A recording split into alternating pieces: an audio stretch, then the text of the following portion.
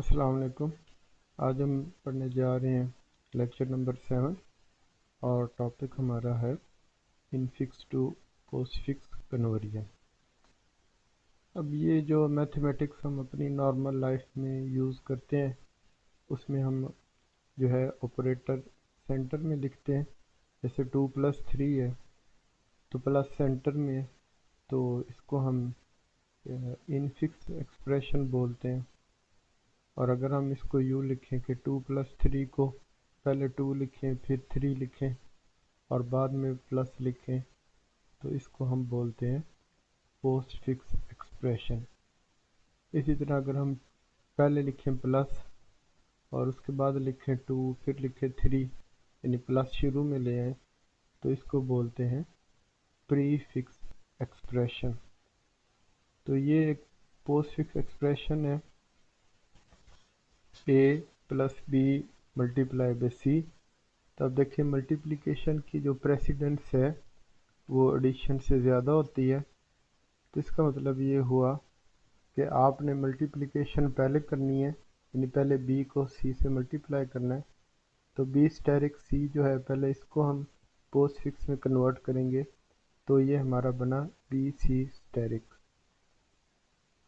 उसके बाद जो है a प्लस को पोस्ट फिक्स में कन्वर्ट करेंगे तो ये हमारे पास बना a और बी सी स्टेरिक पहले से कन्वर्ट हो चुका है वो लिखा और उसके बाद प्लस लिखा। इसी तरह दूसरी क्वेश्चन पे आए, इसमें a प्लस बी के अराउंड ब्रैकेट्स हैं, मतलब ये कि आपने एडिशन पहले करनी है। तो सबसे जो इनर मोस्ट ब्रैकेट हो उसको आप सबसे पहले जो है पोस्ट फिक्स में कन्वर्ट कर लें। a प्लस बी जो है ए बी प्लस हो गया। उसके बाद जो है ए बी प्लस और ये मल्टीप्लाई बाई सी, इसको पोस्ट फिक्स में कन्वर्ट करना है तो ए बी प्लस सी आ गया और मल्टीप्लिकेशन जो है ये पोस्ट फिक्स फॉर्म की वजह से बाद में लिख दी। इस तरह ये वाली इक्वेशन जो है इस फॉर्म में कन्वर्ट होगी पोस्ट फिक्स फॉर्म में। तो ए बी सी जो है ये ऑपरेंड्स कहलाते हैं। तो ऑपरेंड्स का ऑर्डर तो आप देख रहे हैं कि वो चेंज नहीं हो रहा कि पहले ए ऑपरेंड आया उसके बाद जो है बी ऑपरेंड आया। नहीं, ऐसा नहीं है कि इन फिक्स में यानी ए पहले है तो पोस्ट फिक्स में आपने ए बाद में लिख दिया, तो ये बात गलत है।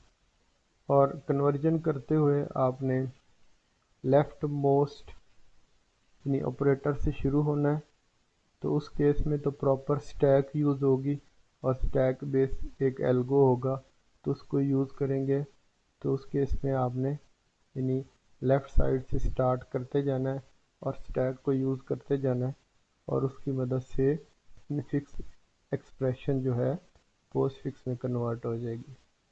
तो ए को डायरेक्टली पोस्ट फिक्स में लिख देंगे और प्लस को पोस्ट फिक्स में फ़ौरन नहीं लिखेंगे, उससे पहले जो सेकंड ऑपरेंड है वो डाला जाएगा बी और प्लस को तब पोस्ट फिक्स में लिखेंगे जब इसकी प्रॉपर पोजीशन आएगी। तो वो काम जो है स्टैक की मदद से होगा। अब फॉर एग्जांपल इस लाइन में देखें कि अभी हम प्लस को इंसर्ट नहीं कर सकते, क्यों? क्योंकि मल्टीप्लिकेशन पहले होगी प्लस बाद में होगा, तो प्लस जो है बाद में पोस्ट फिक्स में आएगा और इस इक्वेशन का आंसर ये खड़ा है। और ये आपको पहले बता दिया है कि जो इक्वेशन ब्रैकेट्स के अंदर होती है उसका मतलब है कि वो वाला काम पहले होना है। तो यहाँ प्लस वाली इक्वेशन के अराउंड ब्रैकेट्स हैं तो ए प्लस बी पहले होगा लेकिन मल्टीप्लाई बाई सी वाला काम जो है बाद में होगा। तो इसको जब हम एल्गो बनाएंगे यानी कि वो जो जब हम इसका कोड लिखेंगे तो हम क्या करेंगे, हर ऑपरेटर को एक प्रायोरिटी असाइन कर देंगे कि ये जो पावर ऑपरेटर है, जैसे हम x की पावर y करते हैं तो पावर ऑपरेटर की प्रायोरिटी हमने कहा सबसे ज़्यादा है। उसके बाद हमने कहा कि मल्टीप्लाई और डिवाइड की प्रायोरिटी है, यानी दोनों की 2 प्रायोरिटी है।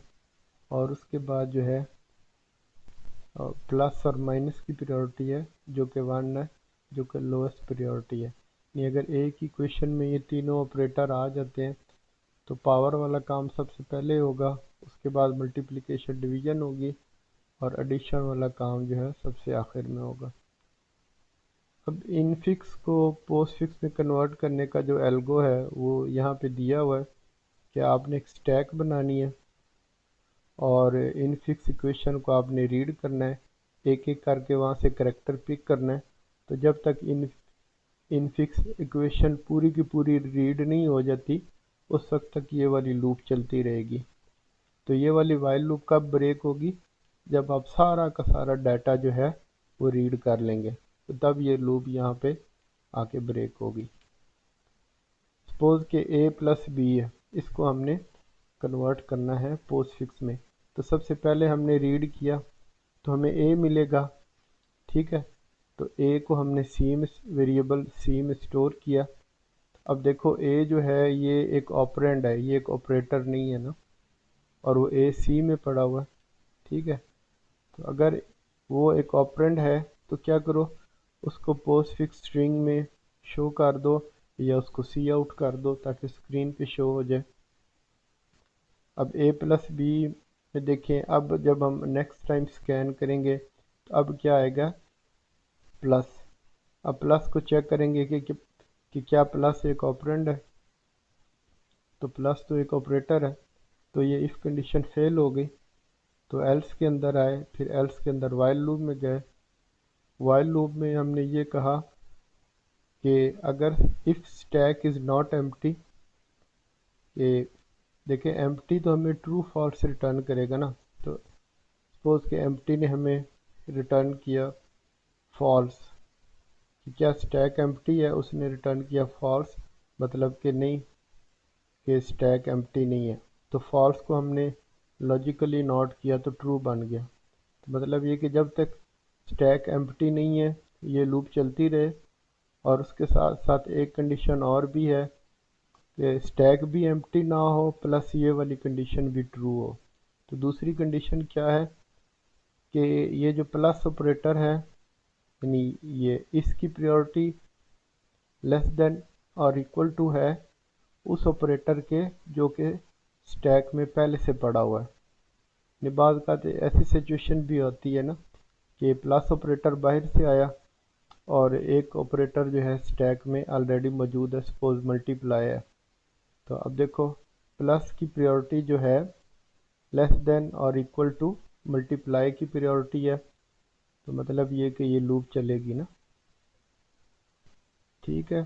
तो ये दोनों कंडीशनें मीट होंगी तब ये लूप चलेगी, कि स्टैक एम्प्टी ना हो और बाहर से जो ऑपरेटर आ रहा है उसकी प्रायोरिटी स्टैक के अंदर जो पहले से ऑपरेटर मौजूद है उससे लेस हो या इक्वल हो, यानी लेस देन और इक्वल टू।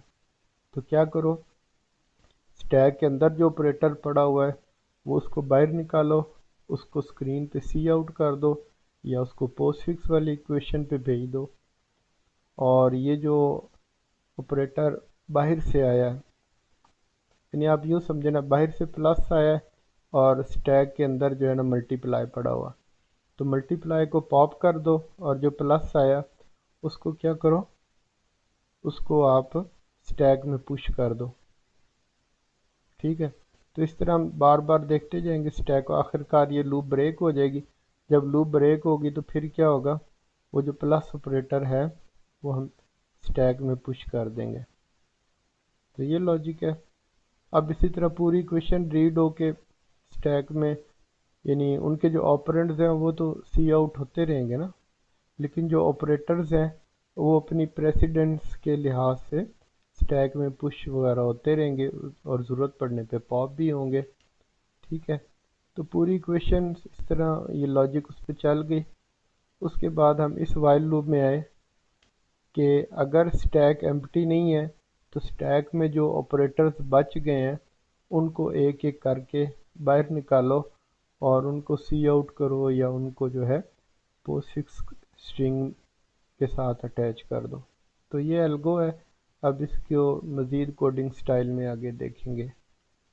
जैसे अब देखें ये एक एग्जांपल है, a plus B multiply by C करना है और इसको हमने पोस्ट फिक्स में कन्वर्ट करना है। तो सबसे पहले a आया, तो a क्या है, ये तो एक ऑपरेंड है, तो ये तो डायरेक्ट पोस्ट फिक्स यानी इक्वेशन में कन्वर्ट हो जाएगा ना। अब उसके बाद आया प्लस। अब प्लस क्या है, प्लस एक ऑपरेटर है और स्टैक जो है एम्प्टी है, तो हमने कहा प्लस ऑपरेटर को जो है स्टैक पे डाल दो। उसके बाद बी आया, बी एक ऑपरेंड है, तो हमने कहा बी को जो है उसको पोस्टफिक्स इक्वेशन में डाल दो। अब उसके बाद आया मल्टीप्लाई। अब देखो स्टैक की टॉप पे पड़ा हुआ प्लस, और मल्टीप्लाई जो है ये बाहर से आ रहा है, और मल्टीप्लाई की प्रेसिडेंस जो है स्टैक पे जो ऑपरेटर पड़ा हुआ है उससे ज़्यादा है। ठीक है, अगर बाहर वाले ऑपरेटर की स्टैक वाले ऑपरेटर से प्रेसिडेंस ज़्यादा हो तो फिर क्या करो, उसको भी स्टैक में डाल दो। ठीक है, उसके बाद सी आया। अब सी को हमने पोस्ट फिक्स में डाला, तो अब हमारी इक्वेशन तो ख़त्म हो गई ना। तो नेक्स्ट फिर हम क्या होगा कि वो आखिरी वाली लूप में आ जाएंगे कि जब तक स्टैक एम्प्टी नहीं होती उसको बार बार पॉप करते जाओ। तो स्टैक की टॉप पे पड़ा हुआ है स्टैरिक, तो सबसे पहले हमने स्टैक को पॉप किया तो स्टैरिक आया। उसके बाद स्टैक की टॉप पे पड़ा प्लस, फिर हमने स्टैक को पॉप किया तो हमारे पास प्लस आया। तो उसके बाद स्टैक एम्प्टी हो गई, तो हमारी दूसरी वाइल लूप भी ब्रेक हो गई, और ये हमारा वो फाइनल आंसर है जो कि इन फिक्स इक्वेशन को हमने पोस्ट फिक्स इक्वेशन में कन्वर्ट किया। तो यही डिस्क्रिप्शन यहाँ इंग्लिश में बताई हुई है, तो इसको आप पढ़ लें। आगे चलते हैं। अब हम नेक्स्ट एग्जांपल पे आते हैं। तो हमारी इनफिक्स इक्वेशन है ए की power B multiply the C minus D plus E divided by F. तो इसको हमने पोस्ट फिक्स फॉर्म में कन्वर्ट करना है। तो अब देखिए सबसे पहले ए क्या है, वो एक ऑपरेंड है, तो हमने उसको डायरेक्ट पोस्ट फिक्स में लिख दिया। उसके बाद पावर आया, और पावर क्या है, वो एक ऑपरेटर है, और स्टैक की टॉप पे क्या पड़ा हुआ, स्टैक तो एम्प्टी है। तो अगर स्टैक एम्प्टी है और इधर से ऑपरेटर आया है तो क्या करो, इस ऑपरेटर को स्टैक पे पुश कर दो। ठीक है, तो ये हमने स्टैक पे डाल दिया। उसके बाद बी आया, वो ऑपरेंड है, उसको हमने पोस्ट फिक्स में लिखा। अब उसके बाद जो है मल्टीप्लाई आया। अब देखो मल्टीप्लाई की प्रायोरिटी जो है ये पावर की से कम है। ठीक है, यानी कि एडिशन की प्रायोरिटी 1 है, हमने कहा कि मल्टीप्लिकेशन की प्रायोरिटी जो है 2 है, और पावर की प्रायोरिटी 3 है।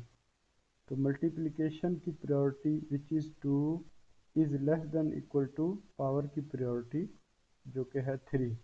ठीक है, ट्रू है। तो अगर ऐसा हो तो फिर आपने क्या करना है कि जो हाईएस्ट प्रायोरिटी वाला जो ऑपरेटर स्टैक में पड़ा हुआ है उसको पॉप कर दो, यानी कि ये पावर बाहर आ गया। ठीक है, और उसके बाद ये जो मल्टीप्लाई आ रहा है जिसकी प्रायोरिटी कम थी, इसको स्टैक में डाल दो। इन दो स्टेप होंगे। स्टैक के अंदर जो ऑपरेटर पड़ा हुआ है इसकी प्रायोरिटी ज़्यादा है, इसको बाहर निकाल दो, और बाहर से मल्टीप्लिकेशन आई उसको स्टैक में डाल दो। ठीक हो गया। नेक्स्ट आगे हमने स्कैन किया तो हमारे पास सी ऑपरेंड है, सी को हमने पोस्ट एग्जीक्यूशन में डायरेक्ट यानी वहाँ भेज दिया है। ठीक है, उसके बाद माइनस आया। अब देखें कि स्टैक में क्या पड़ा हुआ है, मल्टीप्लाई। ठीक है, और इधर से क्या आया, माइनस। अब माइनस की प्रायोरिटी मल्टीप्लिकेशन से कम है। ठीक है, प्रेसिडेंस कह लें या प्रायोरिटी कह लें। तो इसका क्या मतलब है कि मल्टीप्लाई को बाहर निकालो और माइनस को स्टैक में डाल दो। तो हमने कहा कि माइनस की प्रेसिडेंस मल्टीप्लिकेशन से कम है, इसलिए स्टैक के अंदर जो चीज़ पड़ी हुई है उसको बाहर निकाल दो और स्टैक के अंदर जो है पुश कर दो। अच्छा, अब उसके बाद हमने एक दफ़ा फिर स्टैक को चेक किया कि स्टैक में जो चीज़ पड़ी हुई है उसकी प्रायोरिटी माइनस के साथ कैसी है। तो वो तो स्टैक एम्प्टी हो गई थी जब ये ऑपरेटर बाहर निकला है ना। तो अगर स्टैक एम्प्टी हो तो फिर भी ये जो ऑपरेटर है वो हम स्टैक में पुश करते हैं। अब आगे डी की बारी आई। डी इज़ एन ऑपरेंड, तो आउटपुट पे चला गया, पोस्ट फिक्स इक्वेशन में चला गया। उसके बाद प्लस आया, ठीक है। तो प्लस में अब फिर हमने यानी हमने आगे जो कोड लिखा हुआ ना, उसमें हम ये चेक कर रहे हैं कि ये जो बाहर से ऑपरेटर आ रहा है, अगर इसकी प्रेसिडेंस लेस देन और इक्वल टू है जो ऑपरेटर स्टैक के ऊपर पड़ा हुआ है, टॉप पे जो पड़ा हुआ है, तो फिर क्या करो, फिर आप ये करो कि स्टैक में जो चीज़ पड़ी हुई है उसको पॉप कर दो, यानी माइनस को पॉप करके बाहर निकाल दो। अब देखो अब स्टैक में क्या पड़ा हुआ है, अब तो स्टैक एम्प्टी है। अच्छा, तो स्टैक एम्प्टी है तो प्लस को जो है स्टैक में डाल दो, तो पुश प्लस हुआ।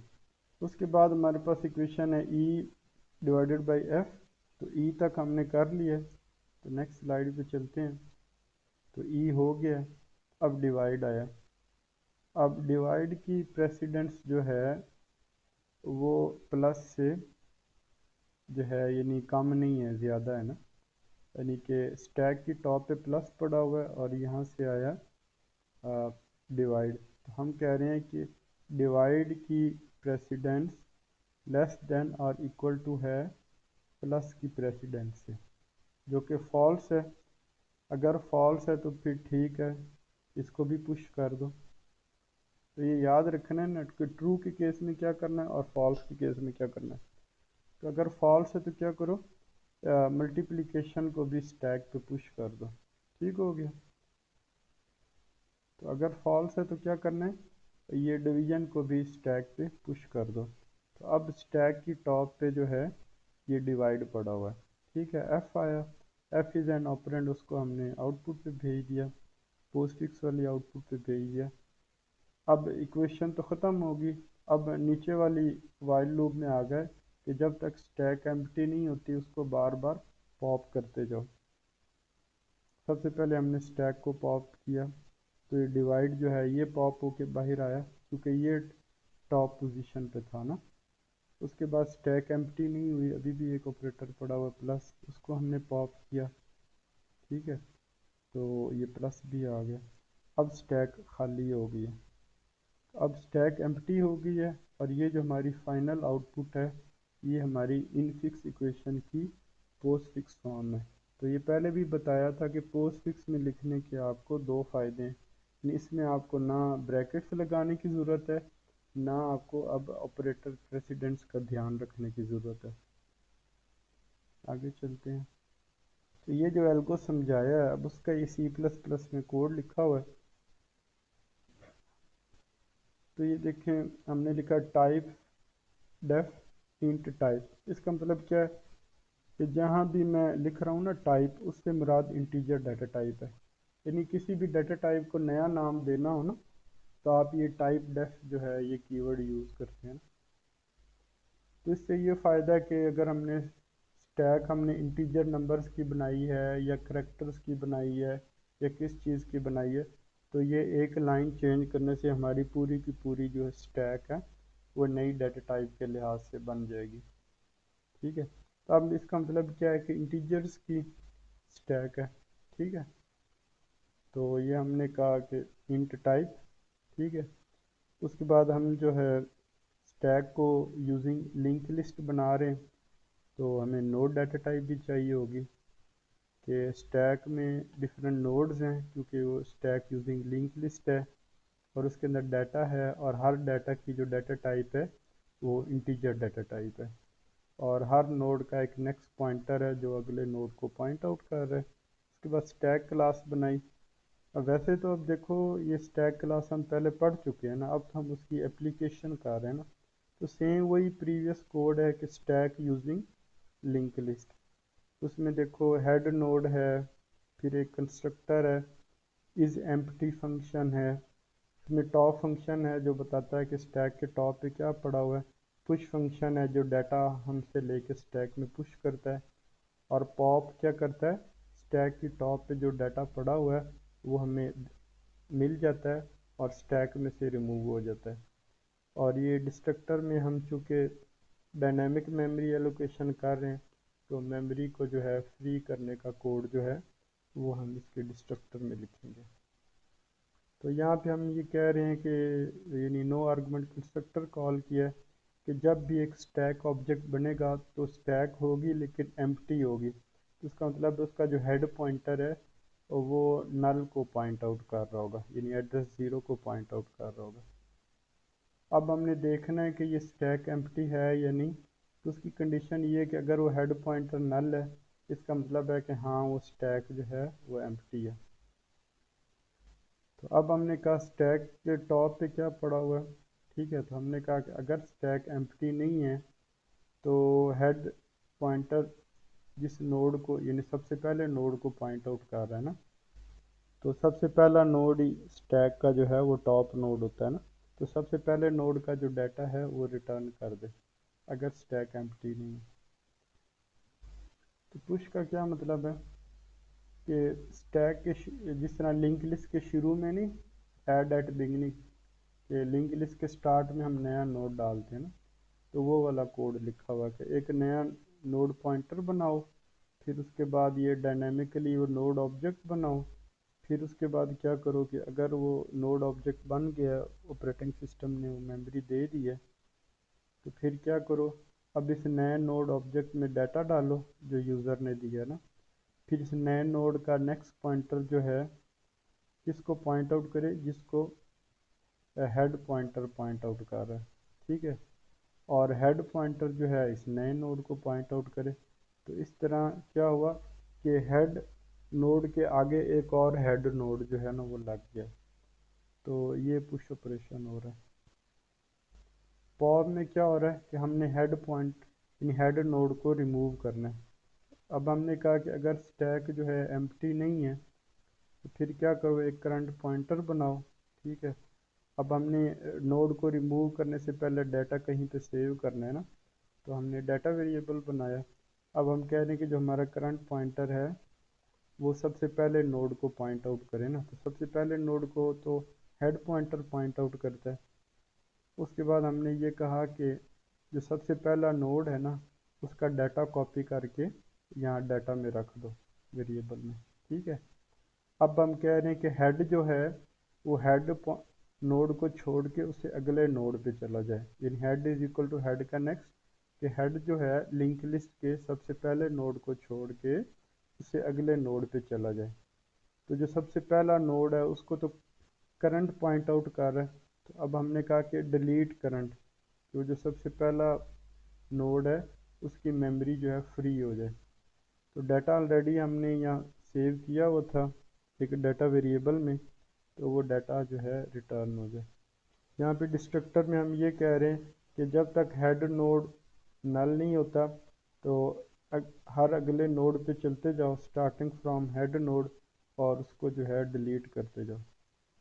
तो ये क्लास यानी पहले भी बना चुके हैं लेकिन अब उसकी एप्लीकेशन थी, तो एक और नई क्लास बनाई इन टू पोस्ट, जो इनफिक्स को पोस्ट फिक्स में कन्वर्ट करेगी, और उसमें हमने एक स्टैक ऑब्जेक्ट बनाया, और उसके बाद हमने एक करेक्टर पॉइंटर बनाया जो किसी स्ट्रिंग को पॉइंट आउट करेगा, और इसमें हमने वन आर्गूमेंट कंस्ट्रक्टर बनाया, तो वन आर्गूमेंट जो है एक करेक्टर एरे है, और फिर हमने इज ऑपरेंड प्रियोरिटी और कन्वर्ट, ये तीन फंक्शन बनाए हैं। तो अब इसको कंस्ट्रक्टर को ऐसे समझाते हैं। अब जैसे देखें ये मेन फंक्शन है ना, तो यहाँ पे एक हमारी करेक्टर एरे है एक्सप्रेशन नाम की, और उसको हमने इनिशियलाइज किया है इसके साथ कि ए की power B multiply by C minus D plus E divided by F, ठीक है। तो ये हमने जो करेक्टर एरे है वो हमने पास की है ऑब्जेक्ट को, तो हमने कहा इन टू पोस्ट क्लास का एक ऑब्जेक्ट बने आई टू पी, और उस ऑब्जेक्ट को एक ये वाली करेक्टर एरे जो है ना ये पास हो जाए। इसका मतलब इसका वन आर्गूमेंट कंस्ट्रक्टर कॉल होगा, ठीक है।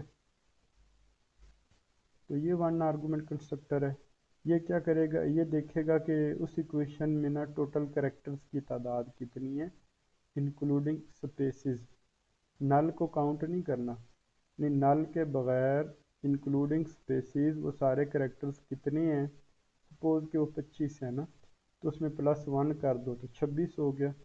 तो न्यू ऑपरेटर ये कह रहा है कि 26 बाइट, यानी एक करेक्टर एक बाइट का होता है ना, कि 26 बाइट की मेमोरी मुझे चाहिए, ये ओएस को कह रहा है। सपोज़ कि हमारी इक्वेशन में इंक्लूडिंग स्पेसिस 25 कैरेक्टर्स हैं, ठीक है, तो हम एक एक्स्ट्रा डिमांड कर रहे हैं ना, क्योंकि नल भी तो रखना है ना।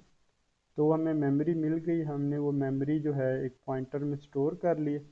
अब हम कह रहे हैं कि ये जो स्ट्रिंग जो मेन में पड़ी हुई थी ना, इसकी एक कॉपी हमारे ऑब्जेक्ट के अंदर भी चली जाए ना।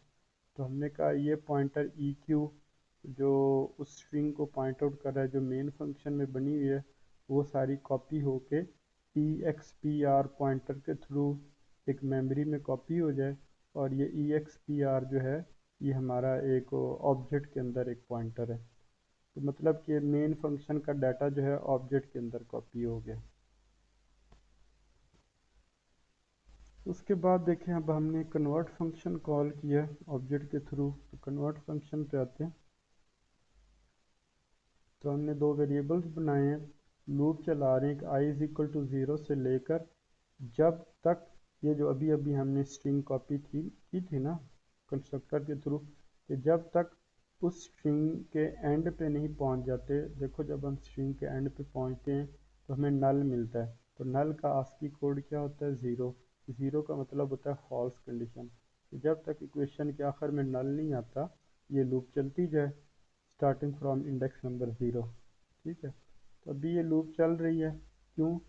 क्योंकि सबसे पहले जो लेटर आएगा वो है कैपिटल ए, इसी तरह आखिर में आएगा एफ, और एफ के बाद आएगा नल। तो नल के आने पे ये लूप जो है ब्रेक हो जाएगी। तो ये हो गया। तो सबसे पहला लेटर ए है तो लूप चलना शुरू हुई। तो हमने कहा सी इज इक्वल टू एक्सप्रेशन के इंडेक्स नंबर ज़ीरो का लेटर, तो कैपिटल ए है। ठीक है, अब हमने कहा कि क्या वो कैपिटल ए स्पेस के इक्वल है या टैब के इक्वल है। अगर है तो उसको स्किप करो और लूप जो है अपने अगले इंडेक्स पे चली जाए। वो इसलिए कि हम इस कोड में स्पेसेस और टैब्स को इग्नोर कर रहे हैं। यानी यूज़र चाहे तो स्पेसेस और टैब डाल सकता है इक्वेशन में, लेकिन हमारा प्रोग्राम उसको इग्नोर कर देगा। अब हम फंक्शन कॉल करेंगे कि वो जो ए आया है वो ऑपरेंड है या ऑपरेटर है। तो इस ऑपरेंड हमने खुद से एक फंक्शन बनाया है, तो वो ये देखें यहाँ पे आया। अब हमने देखा ना वो प्लस है ना वो माइनस है ना वो मल्टीप्लाई है ना वो डिवाइड है ना वो पावर है। तो इसका मतलब है कुछ और है। तो कुछ और है तो हमने कहा ट्रू रिटर्न कर दो, कि मतलब कि वो ऑपरेटर नहीं है, वो एक ऑपरेंड है। ठीक है, तो अगर वो ऑपरेंड है तो उसको सी आउट कर दो। तो इन फिक्स इक्वेशन को पोस्ट फिक्स में कन्वर्ट कर रहे हैं, तो सबसे पहले ए आया, तो ए हमारा जो है पोस्ट फिक्स इक्वेशन में चला गया है या स्क्रीन पे चला गया। ठीक है, इसी तरह फिर आगे चलेंगे। फिर ए के बाद क्या आएगा? जैसे ये इक्वेशन है, ए के बाद स्पेस आएगी। ठीक है, तो स्पेस तो यहाँ पे इग्नोर हो जाएगी, कंटिन्यू के लूप और आगे चले। स्पेस के बाद क्या आया? पावर, ए की पावर बी। ठीक है, तो पावर आया। तो अब देखो ये कंडीशन फेल हो गई, ये कंडीशन फेल हो गई, एल्स के अंदर आ गए। अब एल्स के अंदर वाइल लूप के अंदर है। ठीक है, अब हमने कहा क्या स्टैक एम्प्टी है? हाँ वो तो एम्प्टी है, तो हमने उसको नो कर दिया, यानी ज़ीरो कर दिया। ठीक है, तो इसका क्या मतलब हुआ कि किसी भी एंड गेट में एक ज़ीरो हो तो पूरी इक्वेशन ही, यानी पूरी लूप ही ख़त्म हो जाती है ना। तो हम लूप से बाहर निकले, तो हमने क्या किया कि वो जो पावर आया है ना उसको स्टैक पे पुश कर दो। ठीक है, पावर को स्टैक पे पुश कर दिया। अब आगे चले, आगे फिर क्या आई है? स्पेस इग्नोर किया, फिर क्या आया? बी। तो बी को क्या करेंगे? तो ये डायरेक्ट आउटपुट पे भेजेंगे। क्यों? क्योंकि ये वाला कोड चलेगा ना, इस ऑपरेंड। हाँ जी, बी तो ऑपरेंड है, तो बी को जो है सी आउट कर दो। अब बी के बाद क्या आया? स्पेस, फिर स्पेस इग्नोर हुई। अब उसके बाद क्या आया? ठीक है, मल्टीप्लाई आया। अब देखें तो ये कंडीशन फेल, ये फेल, इस, और उसके बाद इस ये इसके अंदर आ गए ना, इस वाले लूप के अंदर। अब स्टैक एम्प्टी है? नहीं, इज स्टैक एम्प्टी? नो। तो नो को जब नॉट किया तो क्या बनी? यस। ये एक्सक्लेमेशन है, साइन है ना, ये लॉजिकल नॉट है ना। तो यहाँ पे ट्रू आंसर आया। क्यों? क्योंकि स्टैक में तो हमने पहले एक ऑपरेटर डाल दिया था ना। तो कौन सा डाला था? ये पावर वाला डाला था, ये ऑपरेटर। अब आ गया मल्टीप्लाई। अब हम कह रहे हैं कि मल्टीप्लाई की प्रायोरिटी जो है लेस देन इक्वल टू है पावर की प्रायोरिटी से। तो प्रायोरिटी फंक्शन ये बनाया। यहाँ पे हमने कहा कि पावर की प्रायोरिटी 3 है, 3 रिटर्न करो। मल्टीप्लाई और डिवाइड की प्रायोरिटी 2 है, और एडिशन सब्ट्रैक्शन की प्रायोरिटी जो है 1 है। और उसके अलावा कोई और चीज़ है जैसे ऑपरेंड है या स्मॉल ब्रैकेट्स वगैरह हैं, तो उनकी प्रायोरिटी जो है 0 है।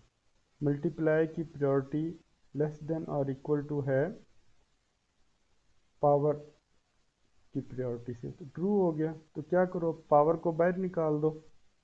ठीक है, बाहर निकाल के उसको सी आउट कर दो, और स्टैक में जो है मल्टीप्लाई पुश कर दो। इसी तरह खैर ये कोड चलेगा। और चलते चलते ये हमने पहले एक्सप्लेन आपको कर दी थी, ये इक्वेशन कैसे कन्वर्ट होगी। तो इस तरह ये सी प्लस प्लस कोड की मदद से ये इक्वेशन जो है कन्वर्ट हो जाएगी इनफिक्स से पोस्टफिक्स फॉर्म में। इसके बाद नेक्स्ट एग्जांपल पे आते हैं। तो नेक्स्ट एग्जांपल ये है कि हमारी इनफिक्स इक्वेशन है और उसमें ब्रैकेट्स का यूजेज भी है, और उसको हमने पोस्टफिक्स में कन्वर्ट करना है। तो ये देखिए इक्वेशन है, अब इसको एक एक करके स्कैन करेंगे। सबसे पहले ए आया, तो ए ऑपरेंड है तो पोस्टफिक्स में कन्वर्ट हो जाएगा, डायरेक्ट लिखा जाएगा। प्लस जो है वो एक ऑपरेटर है, और स्टैक जो है वो एम्प्टी है। ठीक है, तो प्लस ऑपरेटर को स्टैक पे डाल दें, उसको पुश कर दें। उसके बाद आई ब्रैकेट स्टार्ट। तो ब्रैकेट स्टार्ट का क्या करना है, उसको स्टैक पे पुश करना है, यानी कुछ नहीं सोचना है। जब भी स्टार्टिंग ब्रैकेट आए उसको आप स्टैक पे पुश कर दें। उसके बाद ऑपरेंड आए तो पोस्टफिक्स पे भेज दें। ठीक हो गया। अब आया है मल्टीप्लाई, और स्टैक पे क्या पड़ा हुआ है? Bracket start. ठीक है, अब देखें मल्टीप्लाई की प्रायोरिटी जो है ब्रैकेट स्टार्ट से ज़्यादा है। ठीक है, तो multiply is less then bracket start, तो ये फॉल्स आंसर आएगा, क्योंकि ब्रैकेट स्टार्ट की प्रायोरिटी हमने कोड में 0 रखी है, क्योंकि हमने मल्टीप्लिकेशन की प्रायोरिटी 2 रखी है। इसी तरह एडिशन सब्ट्रैक्शन की प्रायोरिटी 1 रखी है, और उसके अलावा कोई भी चीज़ हो तो हमने कहा उसकी प्रायोरिटी जो है 0 होगी। तो करली ब्रैकेट स्टार्ट की प्रायोरिटी फिर 0 होगी। ठीक है, तो यानी 2 is less than equal to 0 false बना। तो इसका क्या मतलब है कि स्टैरिक को जो है स्टैक पे पुश कर दो। ठीक है, सी आया, ऑपरेंड है, पोस्टफिक्स पे भेज दो। माइनस आया, अब माइनस की प्रायोरिटी जो है मल्टीप्लाई से कम है, तो मल्टीप्लाई को पॉप कर दो और माइनस को स्टैक के अंदर डाल दो। तो हमने कहा मल्टीप्लाई को जो है पॉप करो। ठीक है, तो ये पॉप होके मल्टीप्लाई इधर आ गया ना। अब उसके बाद दोबारा चेक हुआ कि अब माइनस की प्रायोरिटी जो है स्मॉल ब्रैकेट के साथ कैसी है। तो माइनस की प्रायोरिटी देखो स्मॉल ब्रैकेट से तो ज़्यादा है ना, तो इसलिए अब माइनस को हमने स्टैक पे पुश कर दिया। और अब आई ब्रैकेट स्टार्ट, उसको स्टैक पे पुश कर दो बगैर सोचे समझे। उसके बाद डी आया, उसको बगैर सोचे समझे जो है यानी पोस्टफिक्स पे भेज दो। अब आ गया है डिवाइड, तो डिवाइड की प्रायोरिटी जो है ब्रैकेट से बड़ी है, इसलिए डिवाइड को पुश कर दो। ठीक है, ई आया, इसको ऑपरेंड है, पोस्टफिक्स पे भेज दो। अब पावर आ गया, स्टैक की टॉप पे पड़ा हुआ है डिवाइड, और बाहर से आया पावर, तो पावर की प्रायोरिटी जो है डिवाइड से ज़्यादा है, इसलिए पावर जो है स्टैक पे पुश हो जाएगा। आगे चलते हैं, एफ ऑपरेंड आया, वो पोस्ट फिक्स पे चला गया। उसके बाद स्मॉल ब्रैकेट क्लोज आ गई, तो वो आपको एल्गो बताया कि जब तक स्मॉल ब्रैकेट स्टार्ट नहीं आएगी तो स्टैक को जो है पॉप करते जाएं। तो देखिए स्टैक में पहले पड़ा हुआ था पावर, तो पावर पॉप होके बाहर आया। उसके बाद स्टैक में पड़ा हुआ है डिवाइड, तो डिवाइड पॉप होके बाहर आया। उसके बाद स्टैक में पड़ा हुआ है ब्रैकेट स्टार्ट, तो इसको पॉप करना है लेकिन आपने स्क्रीन पे नहीं शो करना। तो तीन चीज़ें पॉप हुई हैं, सबसे पहले पावर, उसके बाद मल्टीप्लाई और उसके बाद ब्रैकेट स्टार्ट, लेकिन ब्रैकेट स्टार्ट को आउटपुट पे नहीं लिखते। ठीक हो गया। अच्छा, आगे चलते हैं। अब आया है मल्टीप्लाई, तो मल्टीप्लाई की प्रायोरिटी माइनस से ज़्यादा है, इसलिए मल्टीप्लाई को स्टैक पे पुश कर दो। जी ऑपरेंड है, वो पोस्ट फिक्स पे चला गया। अब फिर ब्रैकेट क्लोज आ गई, चलो जी पॉप करते जाओ। तो सबसे पहले क्या पॉप हुआ, स्टेरिक, तो ये देखें। उसके बाद क्या पॉप हुआ, माइनस, ये आ गया। उसके बाद क्या पॉप हुआ, ब्रैकेट स्टार्ट, लेकिन वो लिखना नहीं है। ठीक हो गया। अच्छा, अब उसके बाद आ गया स्टेरिक, तो स्टेरिक की प्रायोरिटी प्लस से ज़्यादा है, तो इसलिए स्टेरिक को स्टैक पे डाल दो। उसके बाद एच आया, एच ऑपरेंड है, उसको पोस्ट फिक्स इक्वेशन पे ले जाओ। अब हमारी इनपुट तो ख़त्म हो गई, अब क्या लूप चलेगी कि जब तक स्टैक एम्प्टी नहीं होती उसको बार बार जो है पॉप करते जाएं। अच्छा, तो स्टैक पे पड़ा हुआ था स्टेरिक, तो वो पॉप होके बाहर निकला। फिर उसके बाद स्टैक पे पड़ा हुआ था प्लस, तो वो पॉप होके बाहर निकला। अब हमारी स्टैक एम्प्टी हो गई है, तो ये हमारी जो है फाइनल पोस्ट फिक्स इक्वेशन है। अब इसकी कोडिंग पे आते हैं। तो देखो स्टैक का कोड तो वही है ना जो पहले एक्सप्लेन किया है, और इनफिक्स टू पोस्ट फिक्स जो क्लास बनाई है इसमें कुछ चेंजेस हैं। देखिए कंस्ट्रक्टर का कोड भी पहले जैसा है, और ऑपरेंड में देखिए हमने दो ये केसेस का इजाफा कर दिया कि ब्रैकेट स्टार्ट और ब्रैकेट क्लोज जो हैं दे आर नॉट ऑपरेंड। और प्रायोरिटी में देखें सेम वही कोड है, मतलब डिफ़ॉल्ट का मतलब ये है कि हम जो है इन ऑपरेंड्स को प्रायोरिटी जो है ज़ीरो दे रहे हैं। ठीक है, ये जो यानी ब्रैकेट स्टार्ट और ब्रैकेट क्लोज हैं, उन जब हम उसकी प्रायोरिटी चेक करेंगे तो डिफ़ॉल्ट वाला केस चलेगा, तो मतलब ये कि इन दोनों का की प्रायोरिटी जो है वो ज़ीरो है। अब आए देखें वही कोड है कि अगर यानी इन फिक्स इक्वेशन से एक एक करके लेटर रिसीव करें, अगर वो स्पेस या टैब है तो इग्नोर करो, अगर वो ऑपरेंड है तो उसको स्क्रीन पे भेज दो। ठीक है, और अगर वो ब्रैकेट स्टार्ट है तो उसको स्टैक पे पुश कर दो, और अगर वो ब्रैकेट क्लोज है तो फिर क्या करो, स्टैक से डाटा पिक करते जाओ और उसको सी आउट करते जाओ। कब तक, जब तक ब्रैकेट स्टार्ट नहीं आती। ठीक है, इन फिक्स इक्वेशन में ब्रैकेट क्लोज आया है, तो हमने लूप लगानी है कि जब तक स्टैक से हमें ब्रैकेट स्टार्ट नहीं मिलता हम स्टैक को पॉप करते जाएं और सी आउट करते जाएं, और जब ब्रैकेट स्टार्ट स्टैक से मिले तो वो भी पॉप तो हुआ है लेकिन उसको सी आउट नहीं करना, और बस इस लूप को ब्रेक कर देना। ठीक है, और उसके बाद ये फिर कब चलेगी ये वाली वाइल लूप, कि ये आपको बताया कि बाहर से एक ऑपरेटर आया है, उसकी प्रायोरिटी जो है अंदर वाले ऑपरेटर से कम है, तो अंदर वाले ऑपरेटर को बाहर निकालो और बाहर वाले ऑपरेटर को स्टैक में डालो। तो ये वो एल्गो है, और ये भी आपको पहले एक्सप्लेन किया है। और ये आखिरी वाली वाइल लूप कब चलेगी, कि आपकी जो इनपुट इक्वेशन है वो ख़त्म हो गई है, स्टैक में फिर भी कुछ डाटा बचा हुआ रह गया है, तो अब स्टैक को हमने एम्प्टी करना है, तो ये तब ये आखिरी वाली लूप चलेगी।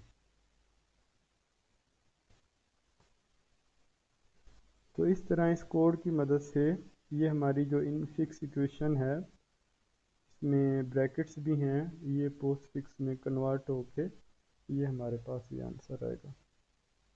Thanks for watching this video, और इस लेक्चर को बार बार सुनें ताकि अगर एक दफ़ा चीज़ समझ नहीं आती तो उसको रिपीट करने पे ये भी आपको समझ आ जाए।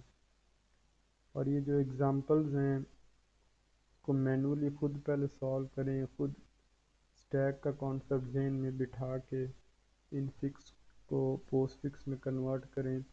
उसके बाद जो है ये जो सी प्लस प्लस का प्रोग्राम है इसको अंडरस्टैंड करने की कोशिश करें। Thanks for watching. अल्लाह हाफिज़।